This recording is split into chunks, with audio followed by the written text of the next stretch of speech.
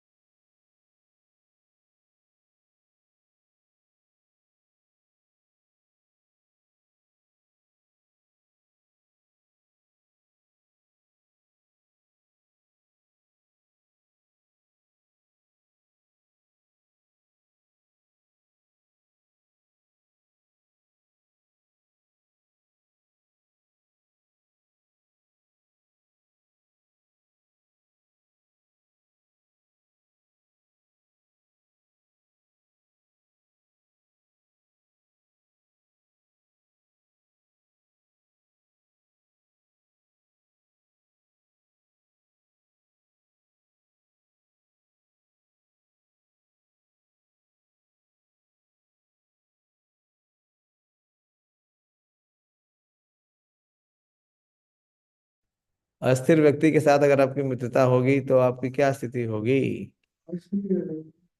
हाँ, नहीं, और वो क्या करेगा? थोड़ा गहराई से सोचिए। हमारा मन हमारा सबसे बड़ा क्या है? शत्रु है। जो अस्थिर मन है वो सबसे बड़ा शत्रु है। और उस शत्रु पे कैसे विजय पानी है, ये भगवान भगवदगीता में। तो आज हम उन्हीं शत्रुओं की बात करेंगे, उनमें से कुछ शत्रुओं की बात करेंगे, और कैसे उन शत्रुओं को हम जीत सकते हैं। संसार में कोई व्यक्ति अपने मन को जीत पाए? नहीं, सब मन से हार गए। लेकिन भगवत गीता वो एक ग्रंथ है जो हमें, हाँ, वो हमें योग्यता देती है, योग्यता देती है, जिससे हम मन के ऊपर क्या प्राप्त कर सकते हैं? विजय। बाहरी विजय तो बहुत कर सकते हैं लोग। हम्म बाहर से विजय बहुत से लोग कर सकते हैं, लेकिन अंतोगत्वा उनका क्या हो जाता है?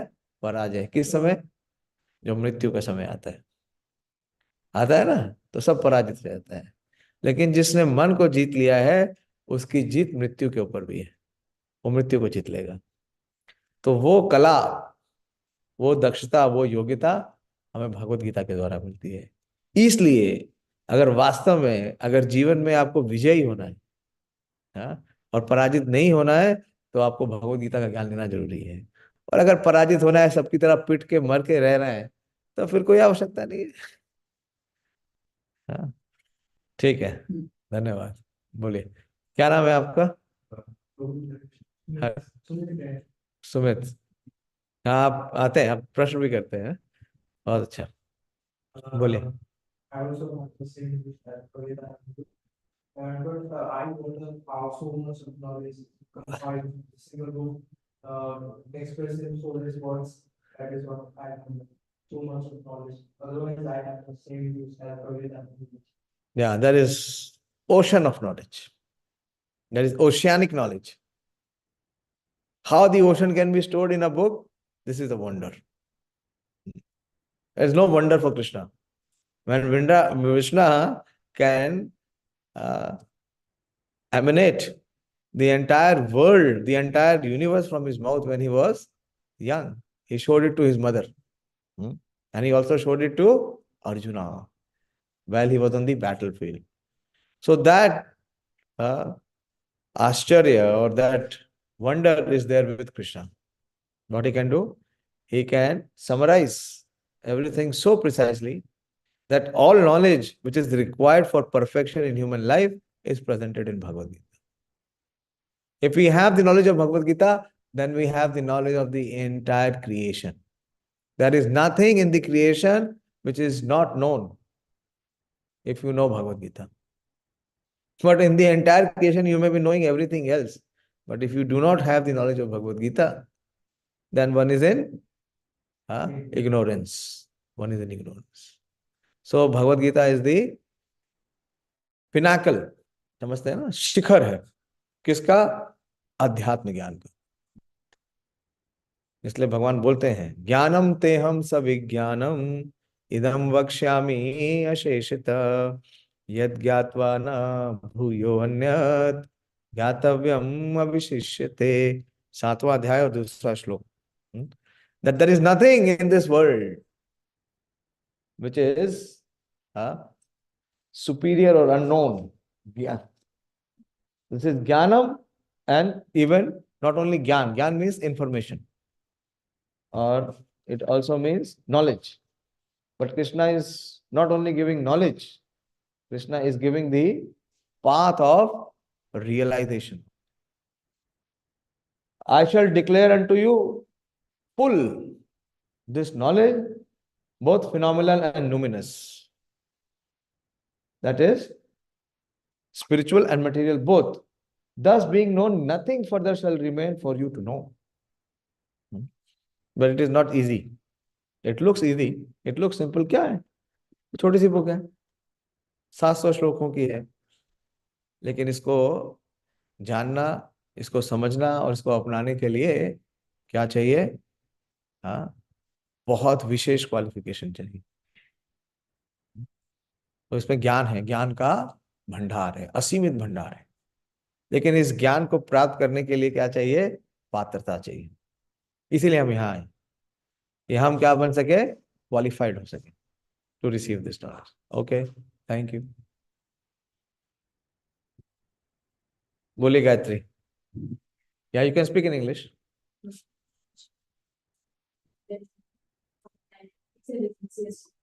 We should not put that it's a racist one. And in studying about going to know about the bigger rules of our life, we should follow the rules very difficult to follow. अच्छा। We have narrated meanings since Mahabharata and Bhagavad Gita, not to tell us about the superpowers of God and all, but to tell us about the what exactly that rules of God. Yes. Most important is we should not be enamored by external. Everyone in this world is enamored by external. But inside, there is no connect. There is completely disconnect. So Bhagavad Gita connects us to our roots, to our foundation, so that we can achieve eternal happiness. External, it is only in show. There is no substance. Otherwise, you see today's society, it is only show. Is there any substance inside? It is hollow. So Bhagavad Gita gives us the inner penetration to connect. Okay, very good, Gayatri. Next. Everything. And it gives answer to all our questions which arise in our life. Every field of life it has. Okay. You have any experience? Sometimes when I feel sad, I used to read one of his book, I feel a little bit okay. Acha, so you are following in the footsteps of great Mahatma Gandhi. You see, Bhagavad Gita is with you. Yes, You read here. Read here. Just take the last page and read this block, which is the last. Read it. Can you read? Be on the mic. when doubt haunts me, when disappointment stares me in the face, and I see not one ray of hope on the horizon, I turn to Bhagavad Gita and find the words to comfort me. And I immediately begin to smile in the midst of overwhelming sorrow. Those who meditate on the Gita will derive fresh joy and new meaning from it every day. This is what you have experienced. Very good. Good. Yes, boliye. Hare Krishna. The question is, what is your conception of Bhagavad Gita? Why study Bhagavad Gita? What is the benefit of Bhagavad Gita? Or secondly, what do we gain to lose if we don't study Bhagavad Gita? What is your experience? Just speak your experience. Pure experience, not artificial. Then used to be sad and sad. Many thoughts used to come in my head, and every time whenever I find things, most of the time I have clear that why it is happening to me. Like it means every bad thing is coming to me. Like, but now I'm realizing that it is not that. Speak in the mic. So online viewers will also hear. Now I'm finding that everything is good, means I feel much happier. Now that little bit changes and I'm happy. I don't find that it is happening bad. Keep on motivating me. And it has changed my life. Like earlier I used to uh, like, have some bad habits and negative thoughts. Now I don't. Very good. So Bhagavad Gita is helping you come up your pessimistic or negative attitude in life. Very good. Okay. We will discuss about two negativities which are very deep in our consciousness. And by any material means, it cannot be removed. But Krishna gives the solution. Hopefully, we will discuss that today, if time permits. Yes, Ankit, आप बताइए. Hare Krishna. Bhagavad Gita helps us to find ourselves, and it also said us the path of our life to find what we want. So it gives us the direction. Otherwise, if we do not have Bhagavad Gita as our guide, then it is like a boat which is without a rowing. So then it will reach nowhere. Okay, so thank you very much. So we are discussing the 5th chapter. So we will continue from the 5th chapter because most of you are new. So you have not studied the first 4 chapters, but still I'll give you the connect. So the first chapter primarily speaks of the arrangement, the setting where Bhagavad Gita is spoken. It is very interesting. Very extraordinary setting. The philosophy is spoken on the battlefield. Normally, such discourse are given where? It is given in the hermitage, ashram. There is a guru and there are gurukul and there are shishya. But Krishna did not select that setting. Or Arjuna was a prince. So was Krishna. So they could have been in the palace, in the garden, in the comfort zone of the palace. Krishna did not select that. Or Bhagavad Gita should have been spoken to someone who is a very learned Brahmana. Krishna even did not select any Brahmana. It should have been spoken to some sage. Like Dronacharya or Kripacharya or Vyasadev. He did not select. He gave it on the battlefield so that everyone knows that whoever is in Kali Yuga, he will be on the battlefield. युद्ध क्षेत्र है या नहीं हमारे जीवन में युद्ध है या नहीं है कौन सा युद्ध है द्वंद्व का युद्ध है there is always duality, there is always a battle of indecisiveness. We are not able to decide what we should do, whether we should do or we should not do. So that decision making is not clear. We are always perplexed, we are confused. So to remove that confusion, Krishna spoke Bhagavad Gita. And on the battlefield, one who is capable, one who is competent, what happens? He wins, he conquers. So the battlefield is compared, it can be compared to this Kali Yuga. And in the battlefield, there are two parties.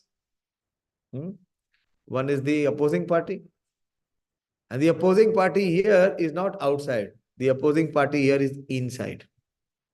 And what is the greatest opponent? Is our uncontrolled mind. So actually, Bhagavad Gita is the first mind control seminar of history. Any mind control seminar is bogus. It has no substance. Because the control of mind can only begin when one follows the teaching of Bhagavad Gita. So Krishna has given so much of emphasis. So Arjuna's mind becomes uncontrolled as he comes into the battlefield, because the mind carries the emotions. Mind carries desires. Isn't it? So when he sees that his relatives, his friends, his grandfather, all from whom he has affection, they are on the opposite side. So he refuses to fight. Why? Because his mind is disturbed. Mind is very greatly disturbed. So the first chapter talks about the arrangement on the both sides. Who are the chief of the fighting persons on both parties. And then it also speaks about Arjuna's uncontrolled mind. It is called Arjuna Vishad. Vishad. Arjuna goes into a state of depression. And the second chapter, the first chapter, Krishna does not speak. Only Arjuna speaks, mainly. Why? Why he cannot fight. Arjuna gives many reasons why he cannot fight. So our mind is always like that. It gives us so many reasons. It keeps forcing us. It keeps persuading us. It tries to dictate over us by giving so many nonsense ideas, which has nothing to do with reality. And when Krishna speaks, Krishna tells Arjuna that you are foolish. You do not have any understanding of what is duty, what is to be done, and what is not to be done. You are unwise. So those who are worthy and wise, first thing in their life is they never lament. Whatever is happening in their life, they face it. They don't turn away from it. So in this way, Krishna gives the knowledge of eternal soul, which is distinct from temporary body. The living entity is not the body. The living entity is the soul proper. And the soul can never die. So first Krishna educates Arjuna. Who can perform his duty? Who can be victorious in the battle of life? One who is educated in the knowledge of spiritual science. So one who is bereft of spiritual science, what is the outcome? Only defeat. So first Krishna enlightens Arjuna. When there is enlightenment, one can achieve success. one is ignorance, he will not be able to perform what he is supposed to do. Again and again, he'll be forced by his mind. So, knowledge is required. Intelligence is higher than mind. That Krishna explains in the 3rd chapter. So, coming to the 3rd chapter, Krishna inspires Arjuna to perform his duty. And performing duty, according to spiritual instruction, is called yajna. Yajna, sacrifice. So, in any case, if you see in simple terms also, if you have to perform duty, what you have to do? You have to have an element of sacrifice.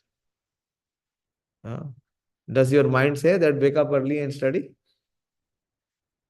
It says it's very cold. Let us sleep a little longer. The mind is always deviating us. So what we have to sacrifice?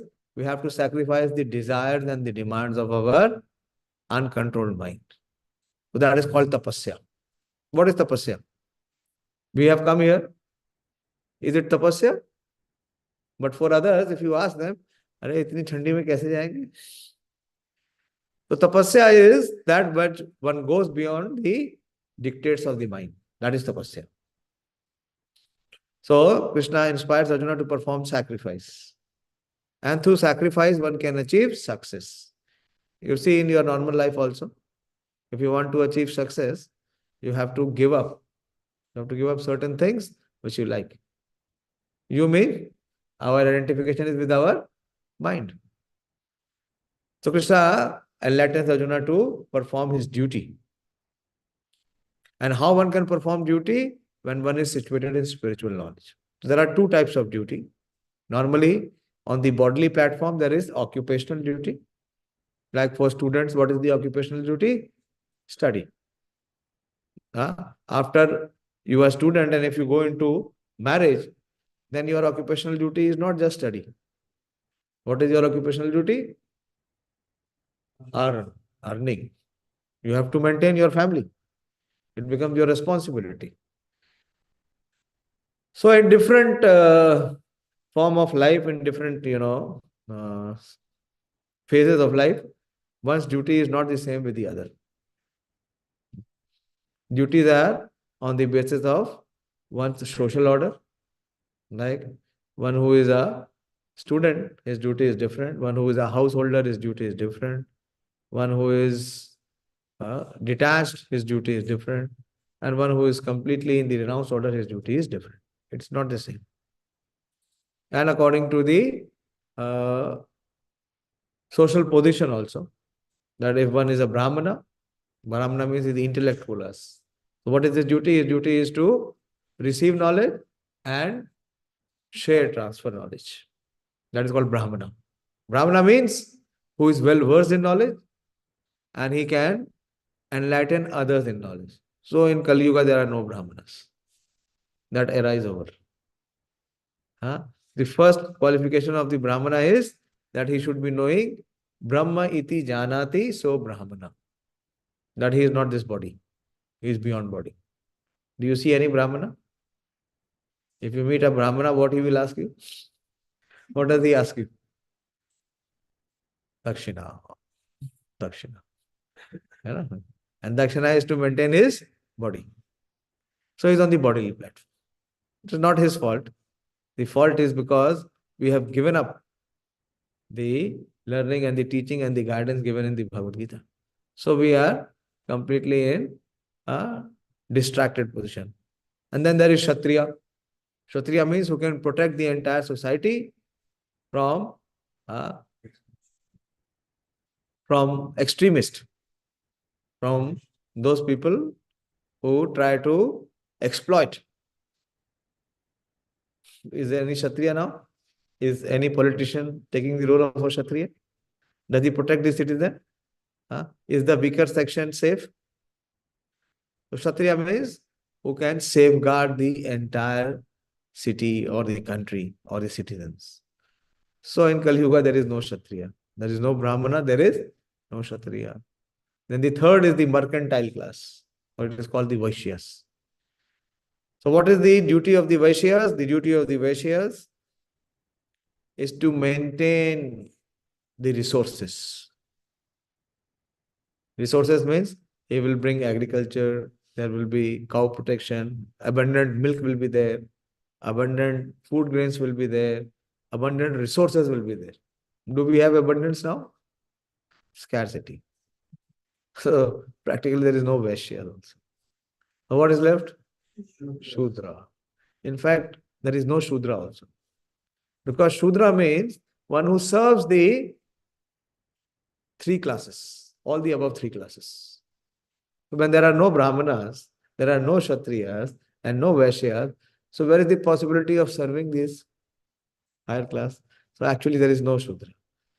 Shudra means one who is following the Vedic ways. So this classless society, so-called classless society, like you say, partless body. Can the body be without head? Can the body be without arms? Can the body be without belly? Or can the body be without legs? So the four classes are compared to the four limbs of the body. The head is the Brahmana. The arms is the Kshatriya to protect. And the belly is the Vaishya. And the legs are the Shudra. So it is people, foolish people who have no knowledge, they say they want classless society. So they want a headless person, or they want an armless person, or they want a person without legs. That is not possible. Like the body functions and each limb has different function. Then the body is able to, is able to run or perform or manage. So Krishna talks about this knowledge. Chatur Varna Maya Thishtam Guna Karma Vibhagasho. In the fourth chapter, Krishna gives this knowledge, and Krishna says that the duty means that one should have to become detached from the result. So Krishna focuses on that.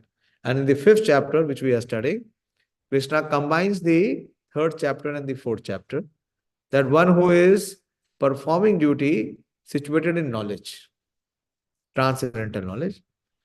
So what is his behavior? What is his character? And how he responds in different situations of life. Very practical. Very, very practical. So in the last session, we discussed verses from 21 till 21 and 22. This is how one is focusing on the super soul. While performing his action, he is not attached. 21st verse was, such a liberated person is not attracted to the material sense pleasure, but is always in trance. And enjoying the pleasure within. Vindati Atmani Yat Sukham. In this way, the self-realized person enjoys unlimited pleasure. So everyone wants to have happiness and pleasure, but we do not know what is the process, what is the formula. We always meet with reverses in life. सोचा था क्या हो गया. So Krishna is giving the right prescription. He is giving us the right path. And the 22nd verse, Krishna warns us. Krishna guides us that not to become prey, not to become victimized by what seems to be external pleasure. And what is the highest point of external pleasure in this material world is the sex pleasure. Everyone in this world is thinking that if he can have this pleasure, he can enjoy the most. But Krishna is saying, no, don't become victimized by this. 22nd verse is one of the most important verses. Krishna says, Yehi samsparshaja bhoga dukha yonehi evate. Please open them. Sangram, open करके दे दो आप book 522. मेरे ख्याल से marker लगा भी होगा वो. मार्क लगा हुआ है? Yeah. 522. You are on the same page? On the same verse? So please try to be in the same consciousness. So that will connect. Huh? We got that. I have not started, no? I'm just reviewing. Thank you. So Krishna is saying here, please come. So Krishna is warning us. You see, what a mad, crazy ideas our mind proposes, and what is the reality. So Krishna is enlightening that if you succumb to this sparsha bhoga, sparsha, you understand, is touch. Why this pleasure is considered to be the highest? Because there is constant touch. So Krishna is saying, dukh yone hi evate. So this kind of pleasure, if you are trying to seek, the sense pleasure of touch, so this is the seed of sorrow. Dukh yone hi evate. This is the seed of sorrow. So if you implant a seed of sorrow, what kind of fruits you will get? Pain. Pain. Everyone is complaining in this world why there are so many pains. People are wanting pleasure, but what are they experiencing? Pain. Because the seed is of pain. Yeah, sorrow. And where is this seed of sorrow coming in from? From this conception, from this perception, from this indulgence of sex pleasure. And such kind of pleasure have a beginning, adi, and it also has a end, anta. So it is temporary. The pleasure is temporary. But what is permanent? Pain. Pain is permanent. This is Krishna is saying, dukkha yone hi evate. Not only in this life, you will suffer the reaction of this pleasure. It will continue in many lives. So one who is intelligent, will he trade something if he wants to get 1 rupee worth of value and he will give 1,000 rupee? No. We are such people. We are such people. Because we succumb to this pleasure. So, having said that, now Krishna will say that how one has to go beyond this urge. There is strong urge which is within us, which forces us for this pleasure. Yes or no? Anyone who is free from the pleasure of lust? Everyone has this lusty desire. So how to overcome this forces of lust, which is the burning fire which is from within. So we will see the 23rd verse. Before that, we will do the prayers. You have that lamination with you. So we will recite the prayers. Because by blessings also, even after speaking so many times, even after discussing so many times, even after appreciating so many times, when the situation comes, what happens? Everything fails. So it is only by blessings that this intelligence can come to us to understand this trap. You know what is a trap? We will not be trapped. Otherwise, शिकारी आएगा, जाल बिछाएगा और दाना डालेगा. दाने के पीछे जा रहा नहीं, लेकिन होता क्या है? फंस जाएगा, फंस जाएगा, फंस रहे हैं. We are caught in this net for many, many lifetimes. And there is no termination. Still, this being trapped business is continuing for many, many lives. So we will pray to the Supreme Lord to give us this intelligence so that we are not trapped again. So this lamination is there.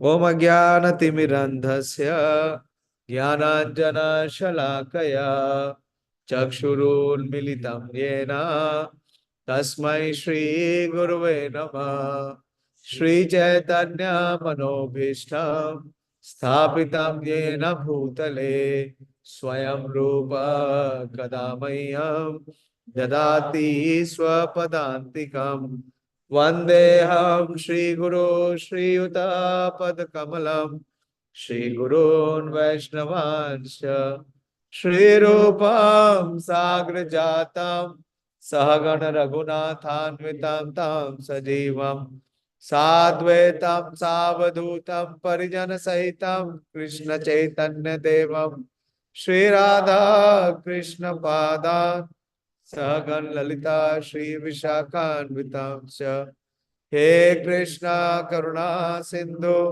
Deenbandhu जगतपते Gopesh गोपिका कांत राधा कांत नमोस्तुते ताप्त कांचन गौरांगी राधे वृंदावनेश्वरी वृषभानुसुते देवी प्रणमामि हरिप्रिये वाञ्छाकल्पतरुभ्यश्च कृपा सिन्धुभ्येव च पतितानां पावनेभ्यो वैष्णवेभ्यो नमो नमः। जय श्री कृष्ण चैतन्य प्रभु नित्यानंद श्री अद्वैत गदाधर शिवासादि गौर भक्त वृंद हरे Krishna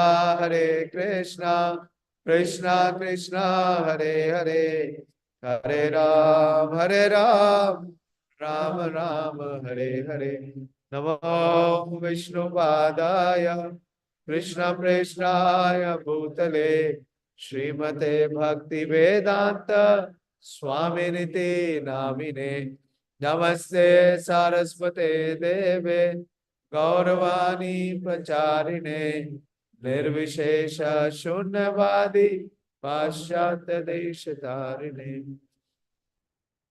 So how to resist? Can anyone resist this pleasure? Very difficult. Great big sages who did so much of austerity, who showed so much of control and so much of detachment. You know the story of Vishwamitra? Yeah. So many others. Indra, he has many apsaras. And whenever any saint or sage, he tries to advance with austerity, what he does? He uses these apsaras. And just with the tinkling of their bells or their movement of their eyebrows, he is able to capture their imagination. But here Krishna gives us a very permanent, Krishna gives us the weapon, how to slay this greatest enemy, lust. In the third chapter, Krishna has already spoken about it, that the biggest enemy in this world is lust. Anyone remembers the verse? Jahi Shatru Mahabaho Kamarupa Durasana. The greatest enemy, Jahi Shatru Mahabaho. What is that? Kamarupa Durasana. It is very difficult to overcome. You have seen big kings. They bent down on knees. Why? Because of the forces of lust. Two things, lust and anger. So the 23rd verse is very important verse. Because Krishna gives us the solution, a permanent solution. How to win over both lust and anger.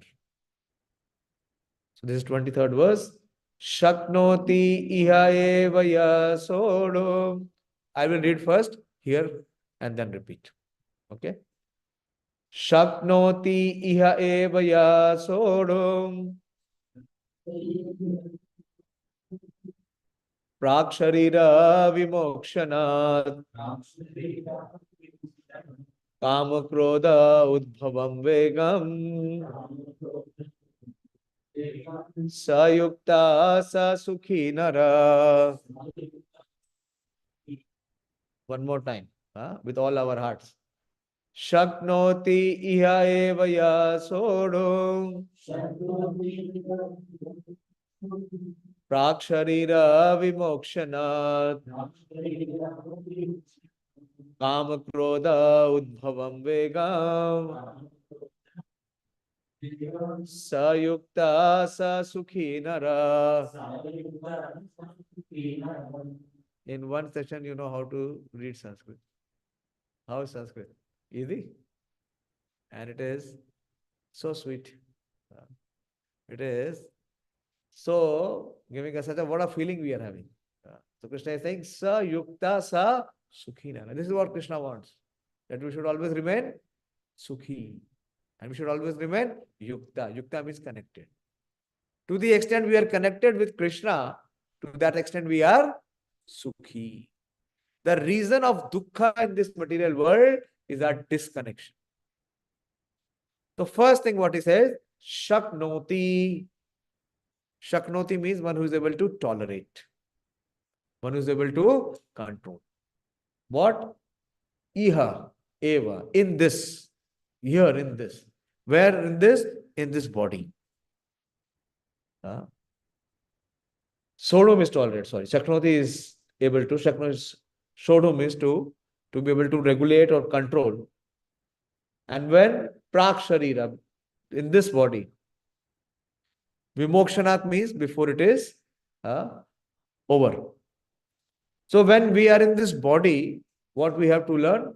We have to learn to regulate or control or tolerate. What we have to learn to regulate or control or tolerate? First thing he says is kamaha. What is calm? Calm is to desire, to enjoy. What is our mind filled with? Desires. And what kind of desires? Material desires for enjoyment. So Krishna says, first thing you have to learn that you should not be swayed away. You should not be carried away by your desires. What should you do? You should try to curb them. Try to distance yourself. Don't try to align yourself with your material desires of lust. Don't you identify yourself with your lusty desires. And when the lust is not fulfilled, what comes? Anger, krodha. So kama, krodha. And what it does, kama and krodha, when they come, where do they come from? Do they come from outside? They are within, inside. And how do they appear? Udbhavam vegam. As a force. An uncontrollable force which is there from within, which is unleashed. And when it is unleashed, it creates havoc. So it is having a vega. Vega, you understand? Force. Or a wave. Like a tsunami wave. When it comes, what it does? It destroys everything. So Krishna is saying, what one has to learn? One has to learn to control them. And how one can control them? Control means to regulate. Can you control the wave? When the tsunami comes, can anyone control? No.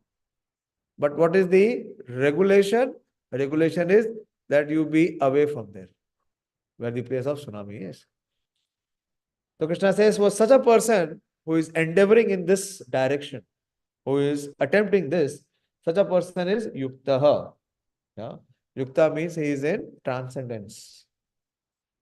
He is not influenced or he is not overwhelmed by this vega, by this force.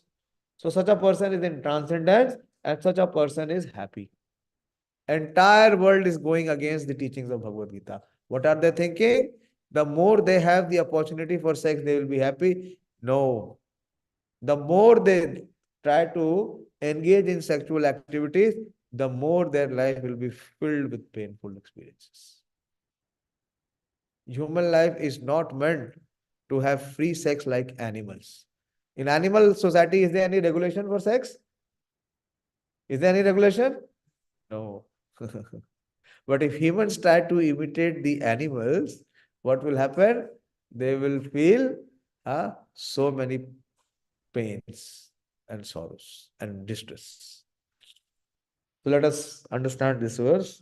So Krishna says that before giving up this present body, if one is able to tolerate the urges of the material senses in the form of kama and krodha, the forces of desire and anger, he is well situated. If one is not able to control, then what is the situation? His situation is, he is in very dangerous situation. He is not well situated.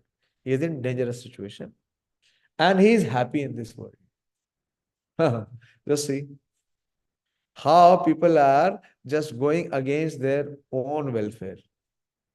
They are thinking they will be happy, but this is the cause of their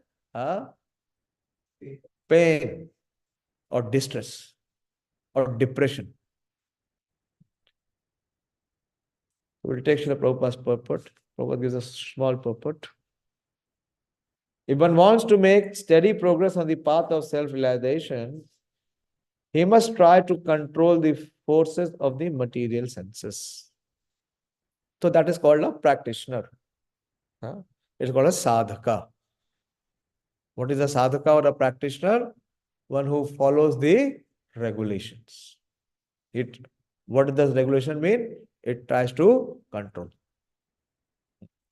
We have discussed that. We'll discuss that in the 6th chapter more. So everything is fixed. His life is not whimsical. You understand what is a whimsical life? मैं चाहे ये करूं, मैं चाहे वो करूं, मेरी मर्जी. तो फिर काम और क्रोध का वेग आपके ऊपर हावी रहेगा. So one has to control the forces of the material senses. And what are the forces of the material senses? So the first force is the forces of talk. It is called vacho vegam. Vacha, you understand? Speech. So there is always the force from within to speak. Can we remain silent? If there is someone speaking, so we also want to come there and we want to give our expert opinion. As if we are more learned or more knowledgeable, or our opinion is better. So we want to voice it. So there is always the urge to speak. What it is said? That if speech is silver, silence is gold. Yeah. So first thing, that we should speak less. And we should only speak when it will add value. Otherwise, it is like it is kind of like a croaking of a frog. You know frog? Whenever the rainy season comes, the croaking of the frog is there. Right? Turr, turr, turr. And what it does? When the croaking of the frog, it invites the snake. And what the snake does? It comes and eats away the frog. So similarly, this energy that we have got, this Shakti that we have got of speech, we should engage in glorification of the Lord by chanting Hare Krishna. Hare Krishna, Hare Krishna, Krishna Krishna, Hare Hare, Hare Ram, Hare Ram, Ram Ram, Hare Hare. But our mind will not agree. It says, no, no, no, no, no, no need. No need. The first thing is that we have to engage our speech in the service of the Lord by chanting the Hare Krishna Mahamantra. You can all come and chant with us every day. In our Satvik mess, Dr. Dola Mani sir is there. Where are you? You are there? And sure, from 8:30. We are not calling you at 4:30. In temple, we chant at 4:30. But for you, we are giving some relaxation. 8:30 is okay? So any day you can come and chant with him. You just come and chant one round for 10 minutes. And you see the difference in the day. You will definitely see a remarkable change in you. But for that, you have to accept the proposal. Okay, you can take his number. When you are coming, so you ensure that he is there and he will help you. Okay, you can invite them also. We don't charge. By the way, we will not charge you. We will not ask you for any fees. It is free. But in spite of that, there are very few people who will accept. Why? Because they are not accepting what Krishna is speaking. Because they do not want to get real happiness. The brain substance is not there. Entire life, they have experience of 20, 25 years. No one of you is less than 20 years. You have 20 years of experience at least. Nah? Any one of you less than 20? You are less than 20? What is your age? Achha. Good. But you are nearing 20 ना? 19 years तो हो गया ना? अगर 19 years में कुछ सीखा नहीं सीखा ना, लेकिन अब सीख सकते हैं. भगवत गीता की शिक्षा से हम एक ही बार में सीख सकते हैं जो कई जन्मों में नहीं सीख पाएंगे. तो भगवान यहाँ बता रहे हैं कि पहली चीज क्या करनी है? we have to regulate. Regulate the forces of lust, the desires of lust and anger. Because these forces, they degrade us to the mode of passion and ignorance. And one can progress only when one is in goodness. In previous chapter, Krishna has explained that. So one has to regulate the forces of talk, then the forces of anger. Vacho vegam, manasa krodha vegam. And the second is the anger of the mind. Where does the anger arise? Mind. And from the mind, it captures the entire body. Angry man. Can you make out an angry man or not? As soon as there is anger in a person, what happens? His lips begins to tremble, his eyes, expression changes, his arms expression changes. So the bodily changes you can very well notice. खतरा है, चलो भागो यहाँ से. इससे पहले कि ये पीट दे, let us move from here. You can make out. But a lusty man, can you make out? No, it is very difficult. It is more subtle. Can you make out a person is seeing with lust? Very difficult. But anger can still be demonstrated. So here Krishna is saying that there are forces of talk, Prabhupada is explaining, forces of anger, forces of mind. What are the forces of mind? To enjoy. To enjoy unrestrictedly. So these are the forces. Forces of stomach. What are the forces of stomach? To enjoy palatable dishes. Yeah. And forces of the genitals. Yes. To enjoy sex. And forces of tongue. Tongue has two things. To talk and to taste. Both. This is one sense. You see, this is one extraordinary sense which performs two functions. Whereas in the body, we have two organs which perform one function. If you see the eyes, we have two eyes. But with both the eyes, what can we do? We can only see. We have two ears, but we can only hear. We have two nostrils, but we can only smell or breathe. But the tongue is one. It does two functions. So one who is able to control the forces of these different senses. So the proposition which Krishna is giving is to regulate the senses. You should not leave the senses remain uncontrolled. Like an animal. Animal has no control. If one is living a life of no restraint and no control, then his human life is with the consciousness of an animal. So then how can he be Sukhi? He will always be Dukhi. And the mind is called Goswami. So one who is able to control the forces of these different senses, and the mind is called Goswami or Swami. Swami means master. And Go also means the senses. Go also means cow. And Go also means the senses. So Swami means one who is able to control his mind and senses. Otherwise, one who is controlled by mind and senses, he is called Godas. So everyone in Kali Yuga is Godas or Manahadas or Indriyadas or Indriyadasi. So Prabhupada is explaining that this is the first recommendation, that one should not be meeting the desire of our senses to be fulfilled. It is foolish. We will not be happy. Rather, that will become the source of our suffering. Such Goswamis live strictly controlled life. This is the first recommendation. So life has to be regulated. What does regulation mean? That you have timetable, you have schedule in your life. You should be disciplined. There should be time for wake up.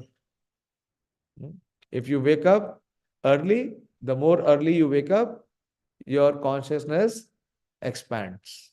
It progresses. Yeah. In our childhood, when we were waking up, what was the school time? 11 o'clock? 10 o'clock? What was the school time?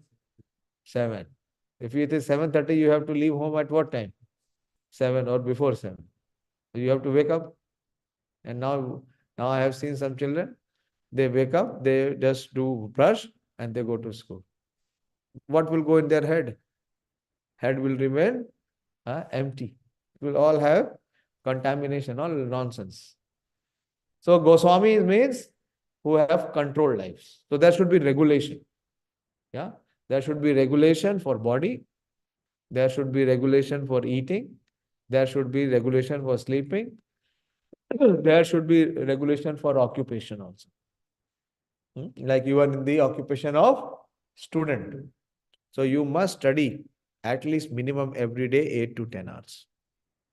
If you do not do that, if you are not following this prescription or regulation, that you will receive sinful reaction for it. Krishna has already explained that.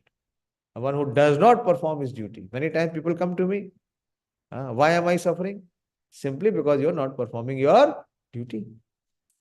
Not performing your duty is a sin. And for sin, one has to suffer. So if you have come here and if you don't study for 10 hours, you are busy in some other affairs, YouTube or whatever, then you are likely to receive the reaction of it. It is important. Everyone has 24 hours. No one has a second less or more. So how, if a person is regulated and controlled, he can contribute so much.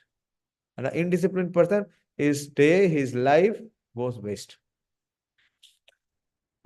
So very important is to have regulation, to live a life of control. There should be fixed time for eating, not kuch bhi aa raha hai, kabhi bhi aa raha hai, kha rahe hai. That is again animal. Maximum 3 meals. 2 is sufficient. But maximum should be 3. Otherwise, you have seen a cow.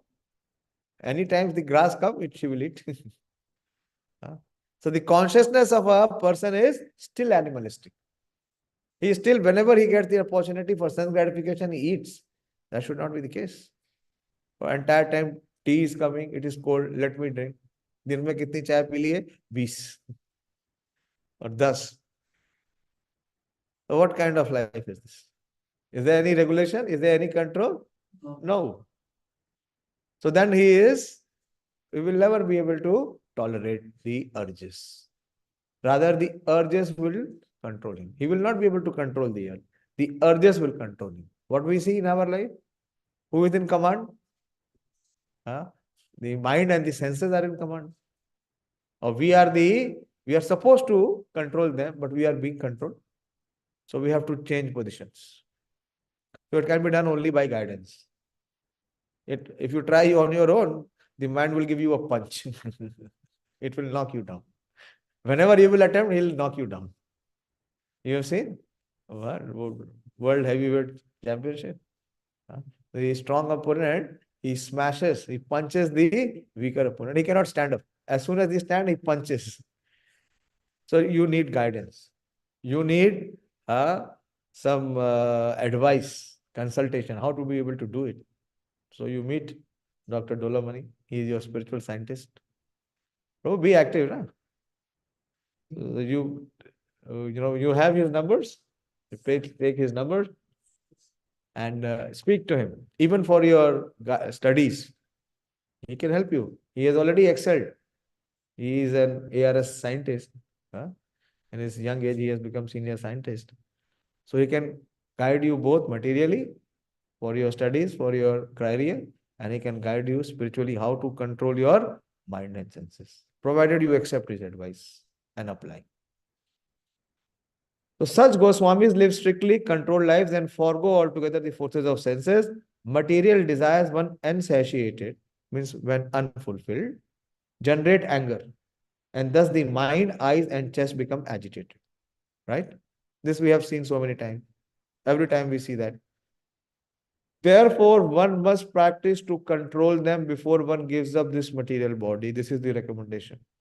So before you leave this body, before your life is over, what one has to learn? One has to learn how to regulate and control lust and anger.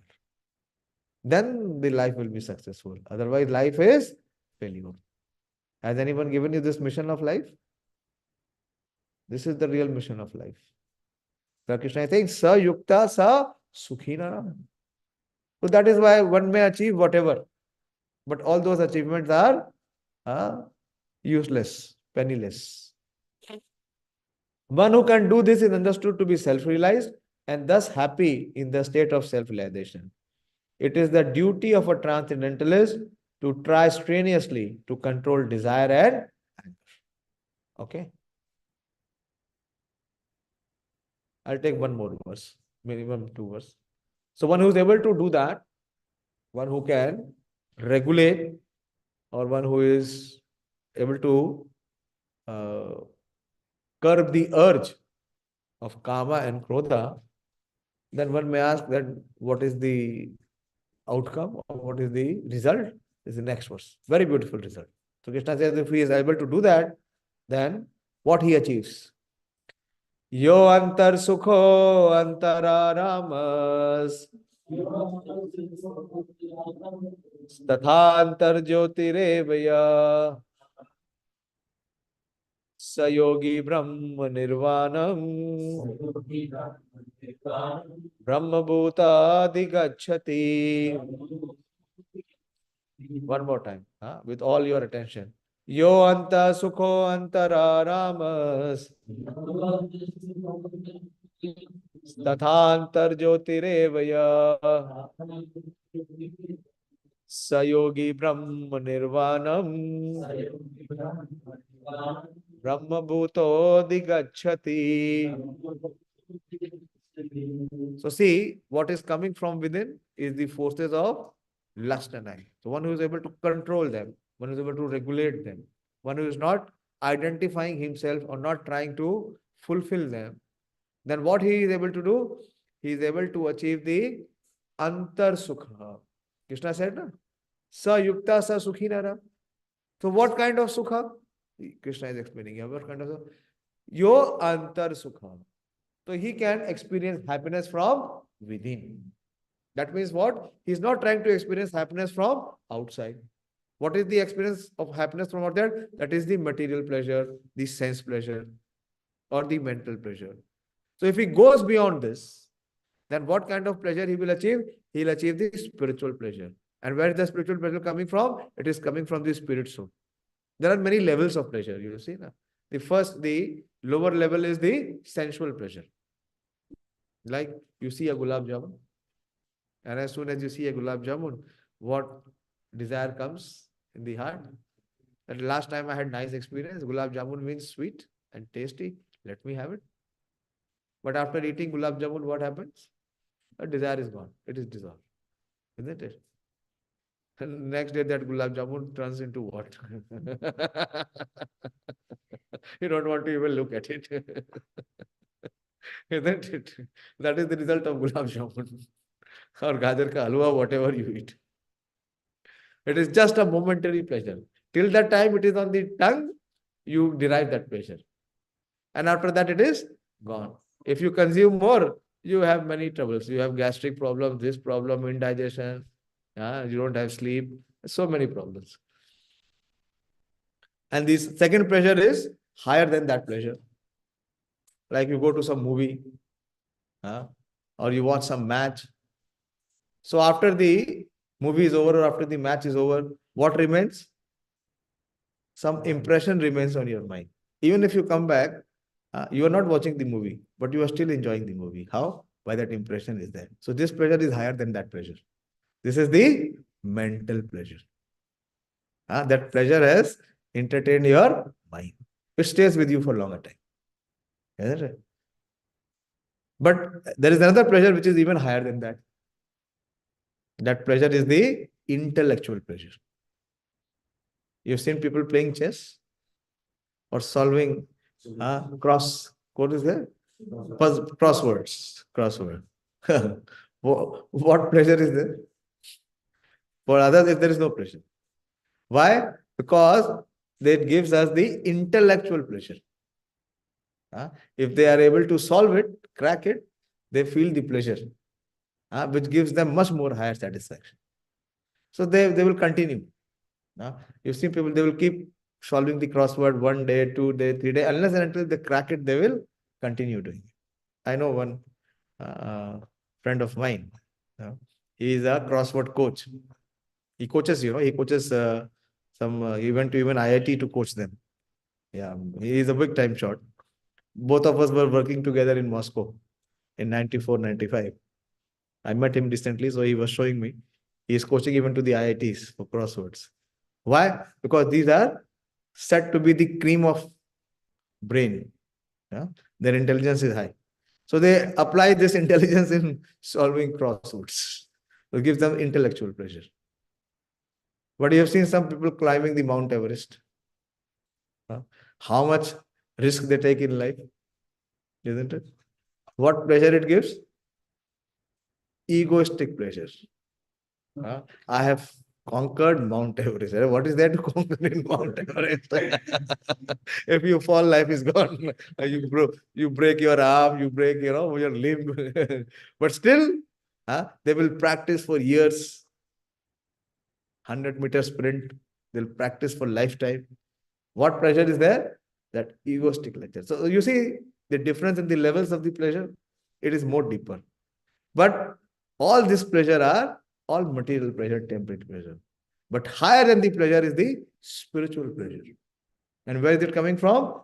Antar Sukho. Ya Antar Sukho. If one has seized the outside pleasure, seeking the outside pleasure, then only one can experience the spiritual pleasure, the inside pleasure. So one who is not swayed by Kama and Krodha, so he can experience the internal pleasure, the spiritual pleasure. So one whose happiness is within, that is your Antar Sukho. And he is Antara Ramas. And whose enjoyment is within. That is the difference between spiritualist and materialist. Materialist means he is trying to enjoy matter. Can anyone enjoy matter? Can spirit enjoy matter? Is it possible? Not possible. So there is no happiness. He cannot experience happiness. His ego may be happy, and I am the richest person, or I have so many medals, or I have so many acclaims, but his heart will not be happy. So Antara Ramas means who's active within and who rejoices within. He is not affected by externals or what is happening in the outside. In our case, what is the result? Anything outside, any disturbance, we are affected. So this person who is Antar Sukho Antara Ramas, and he is Antar Jyoti Reyosaha. Antar Jyoti means, Jyoti you understand? Enlightenment.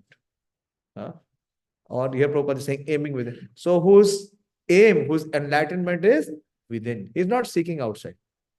Outside means it is matter. Inside means it is spirit. So such a person, such a practitioner is a yogi. So yogi, Brahma Nirvana. Brahma Nirvana means that he comes to the point of salvation or liberation. Salvation or liberation means no dukkha, only sukha, not sukha. In this world, when we want to experience sukh, what we experience? Sukha, only dry. There is no substance. But such a practitioner achieves Brahma Nirvana and Brahma Bhutadi Gacchati, and his destination or his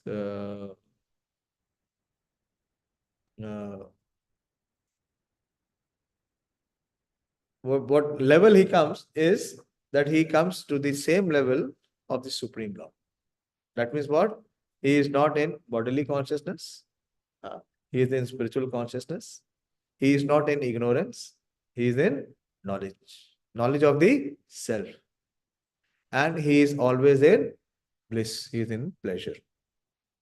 So one whose happiness is within, who is active and rejoices within, whose aim is inward, is actually the perfect mystic. He is liberated in the Supreme, and ultimately he attains the Supreme. Very beautiful verse. This is what should be the mission of human life. This is the mission of human life. That one should always become Sukhi, not Sukha. From Sukha, we have to become Sukhi. Unless one is able to relish happiness from within, how can one retire from external engagements meant for deriving superficial happiness? In this world, happiness will precede one word, which is superficial. It is just a show, as I said. It is just a false show. There is no happiness. A liberated person enjoys happiness by factual experience. He can therefore sit silently at any place and enjoy the activities of life from within. Such a liberated person no longer desires external material happiness. This state is called Brahma Bhut, attaining which one is assured of going back to Godhead, back to him. We will discuss this further next time. I will take this verse again because this is one of the most relishable verse of Srimad Bhagavad Gita. This gives us the mission of human life. Is always to be in Antar Sukha. Brahma, Nirvanam and Brahma Bhuta. Brahma means one is in transcendental consciousness.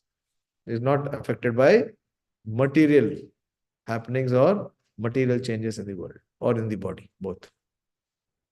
Okay, so this is what Bhagavad Gita teaches us, or how Bhagavad Gita uplifts us to come to the transcendental platform.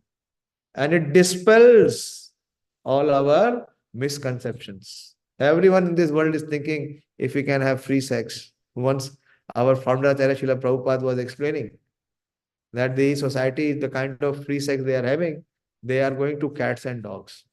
You know, in the society of cats and dogs, is there any restriction?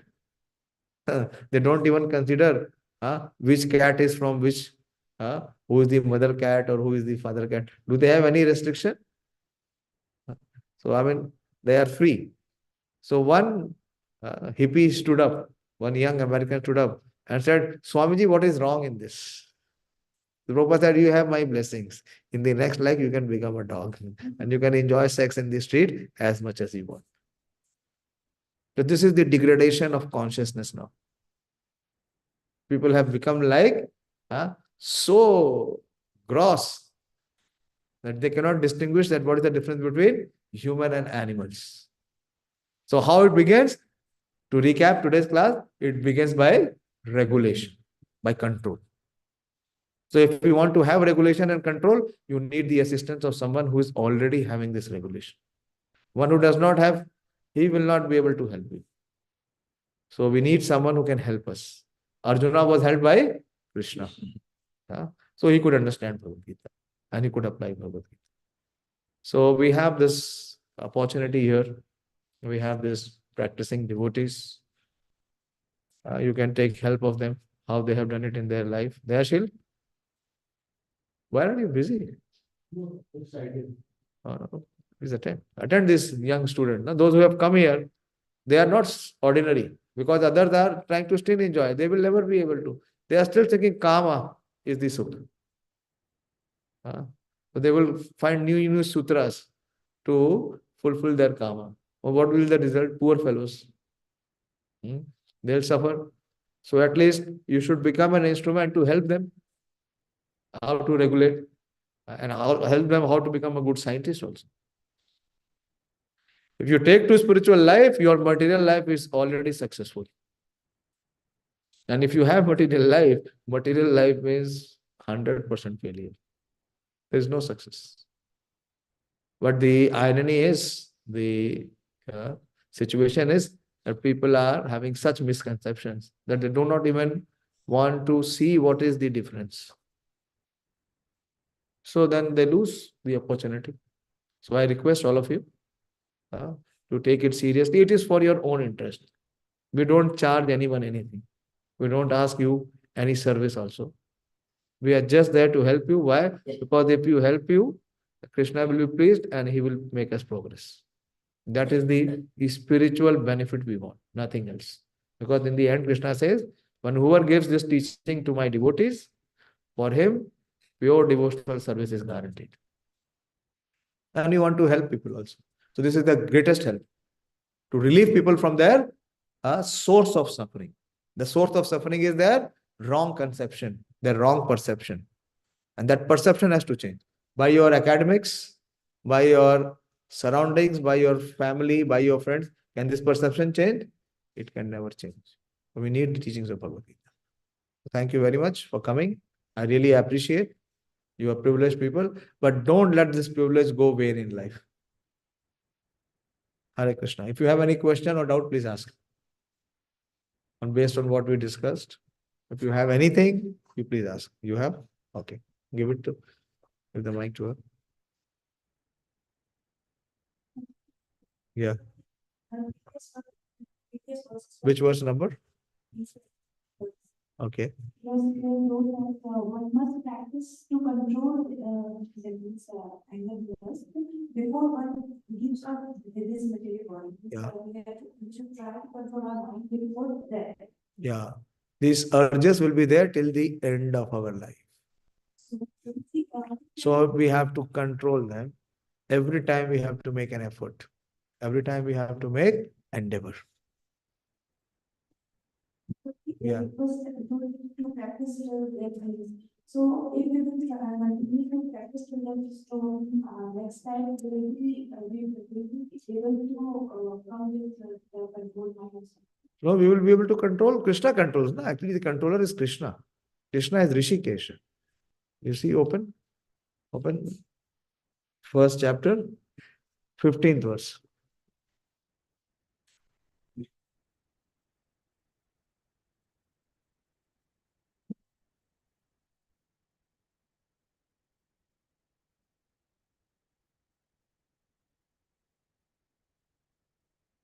Read the purport.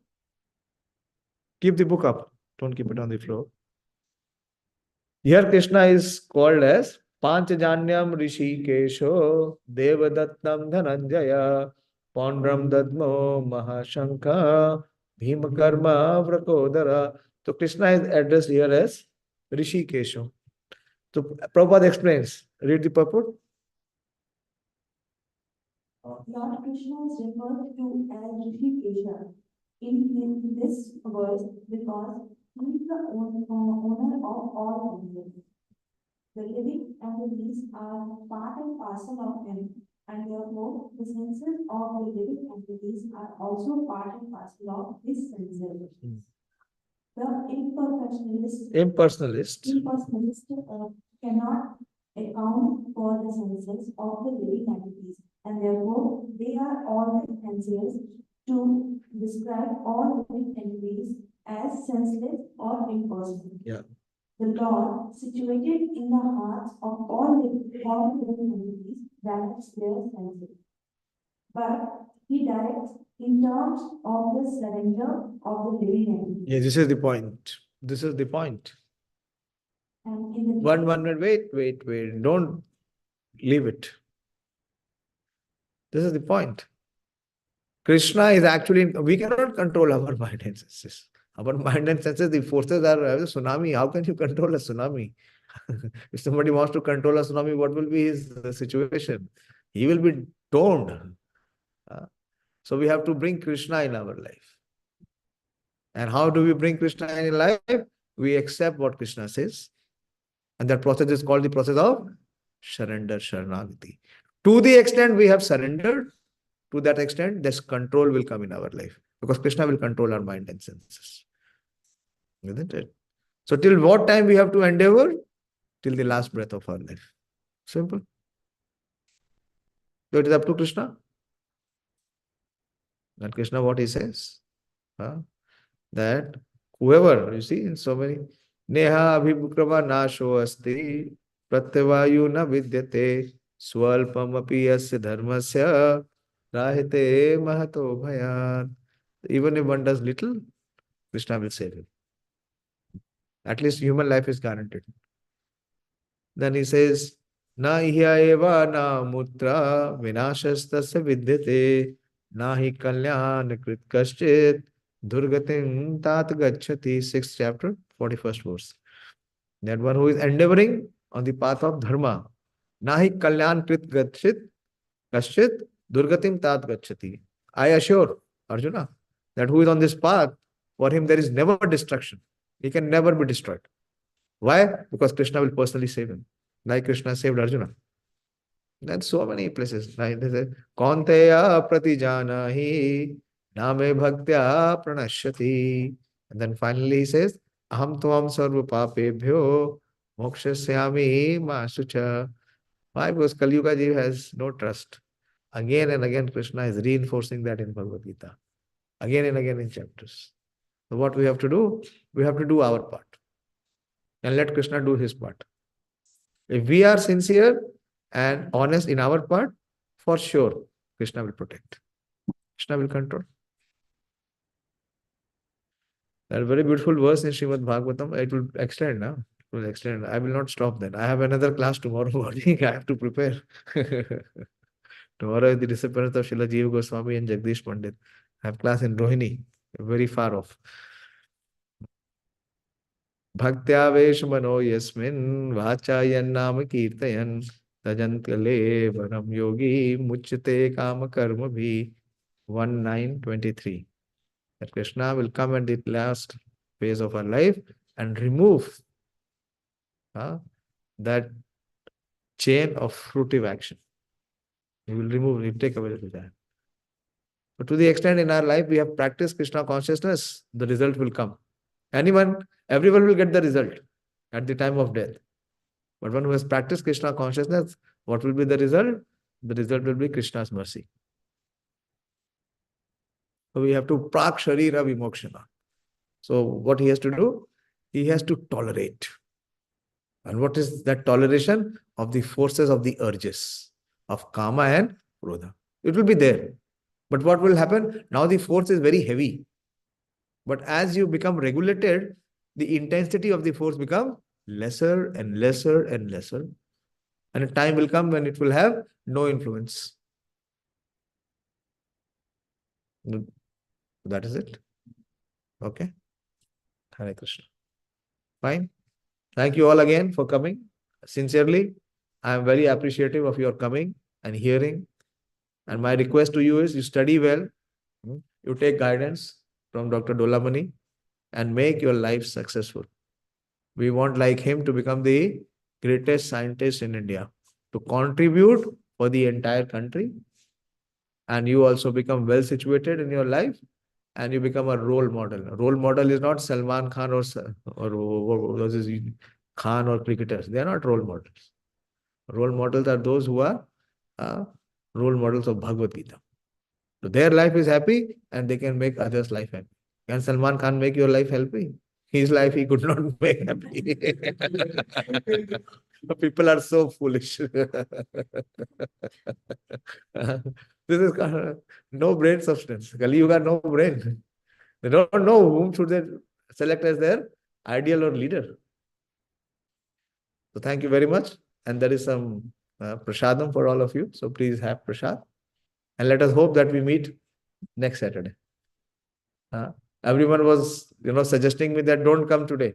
It is very cold. No one will come. But I made it a point. I will come. Even if one student is coming, I will come. It's so pleasurable experience to read and hear from Bhagavad Gita.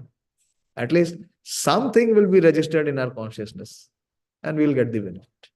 So thank you all again. Hare Krishna. Look forward to see you again next Saturday. Every Saturday we have class here on Brahma. So we will continue next verses. Hare Krishna.